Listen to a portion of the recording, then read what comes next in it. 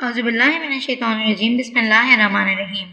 حضرت وصلہ بن عسکی رضی اللہ عنہ کی ہجرت۔ حضرت وصلہ بن عسکی رضی اللہ عنہ فرماتے ہیں کہ میں اپنے گھر سے اسلام کے ارادے سے چلا، پھر حضور صلی اللہ علیہ وآلہ وسلم کی خدمت میں حاضر ہوا۔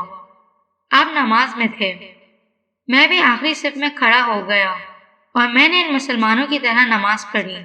جب حضور صلی اللہ علیہ وآلہ وسلم نماز سے فارغ ہو کر آخری صف میں میرے پاس تشریف لائے تو فرمایا، تم کس کام کے لیے آئے ہو؟ میں نے کہا، مسلمان ہونے کے لیے۔ آپ نے فرمایا، یہ تمہارے لیے بہتر ہے۔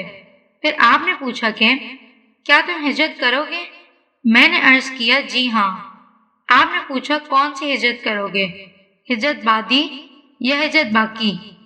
میں نے عرض کیا، کون سی ہجرت بہتر ہے؟ آپ نے فرمایا، ہجرت باقی۔ پھر آپ نے فرمایا کہ ہجرت باقی یہ ہے کہ تم رسول اللہ صلی اللہ علیہ وآلہ وسلم کے ساتھ یہاں مدینے میں ہی رہنے لگ جاؤ، اور ہجرت بادی یہ ہے کہ تم اپنے گاؤں واپس چلے جاؤ۔ اور آپ نے فرمایا، تمہیں ہر حال میں اطاعت کرنی ہوگی، تنگی میں بھی اور آسانی میں بھی، دل چاہے یا نہ چاہے، اور چاہے تم پر دوسروں کی ترجیح دی جائے، پھر بھی تم اطاعت کرو گے۔ میں نے کہا، بہت اچھا، ضرور کروں گا۔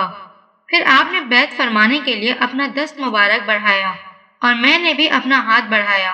جب آپ نے دیکھا کہ میں اپنے لیے کسی قسم کی رعایت طلب نہیں کر رہا ہوں تو آپ نے خود فرمایا، جہاں تک تم سے ہو سکے۔ میں نے کہا، جہاں تک مجھ سے ہو سکے۔